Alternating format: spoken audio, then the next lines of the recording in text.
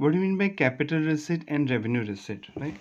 Capital receipt मतलब business में कोई आपने फिक्स एसेट परचेज की, आप पढ़ चुके हैं फिक्स एसेट का मतलब लैंड, बिल्डिंग, मशीनरी, जिन्हें बेचने के मोटिव से नहीं खरीदा जाता है, आप बिजनेस में यूज़ करने के मोटिव से खरीदते हैं, उन चीज़ों को फिक्स एसेट बोलते हैं।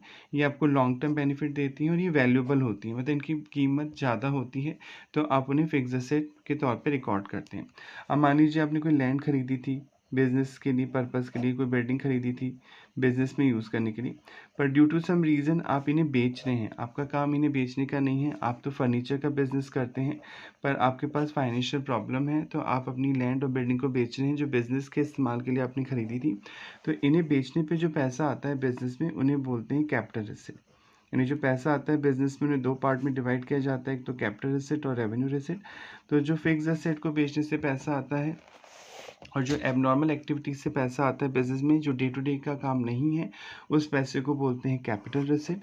और जो आप फर्नीचर का बिजनेस कर रहे हैं, तो फर्नीचर बेचने से जो पैसा आएगा बिजनेस में, जिसके लिए आपने बिजनेस ओपन किया है, जो आपका मेन काम है, उसको बोलते हैं रेवेन्यू रिसिट। ये तो मीनिंग हो गया कैपिटल रिसिट और रेवेन्यू रिसिट का, कि जो डे टू डे एक्टिविटी से पैसा आता है बिजनेस में, उसे रेवेन्यू रिसिट बोलते हैं, और जो other than day to day activity होता है, जो एबनॉर्मल सिचुएशन में पैसा आता है, उसे कैपिटल रिसिट बोलते हैं। लॉटरी खुल गई आपकी, राइट, तो वो भी कैपिटल रिसिट है। अब कैपिटल रिसिट से जो प्रॉफिट होता है, उसे बोलते हैं कैपिटल प्रॉफिट। प्रॉफिट्स को भी टू कैटेगरी डिवाइड किया जाता है अकाउंट में, एक तो होता है कैपिटल प्रॉफिट और एक होता है रेवेन्यू प्रॉफिट। और जो रेवेन्यू एक्टिविटी से जनरेट होता है प्रॉफिट, इसे हम बोलते हैं रेवेन्यू प्रॉफिट। अब क्वेश्चन उठता है इन्हें दो कैटेगरी में क्यों बांटा गया है।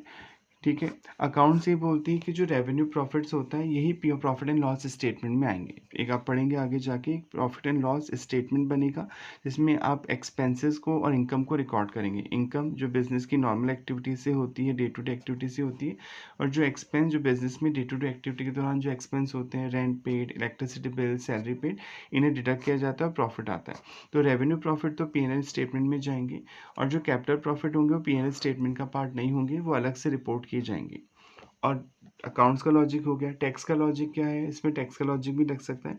टैक्स वाले बोलते हैं जो कैपिटल प्रॉफिट होंगे, इन पे अलग टैक्स रेट अप्लाई होगी, अलग रेट से टैक्स देना होगा। और जो रेवेन्यू प्रॉफिट होगा, इसमें नॉर्मल टैक्स रेट एप्लीकेबल होगी। अभी आप टैक्स पढ़ेंगे आगे जाके तो समझेंगे इस चीज़ को, कि जो नॉर्मल प्रॉफिट होता है, डे टू डे एक्टिविटी से जो प्रॉफिट है, उसमें नॉर्मल टैक्स रेट से इनकम टैक्स देना होता है, और जो कैपिटल प्रॉफिट होता है, उसमें आपको अलग रेट से टैक्स देना होता है।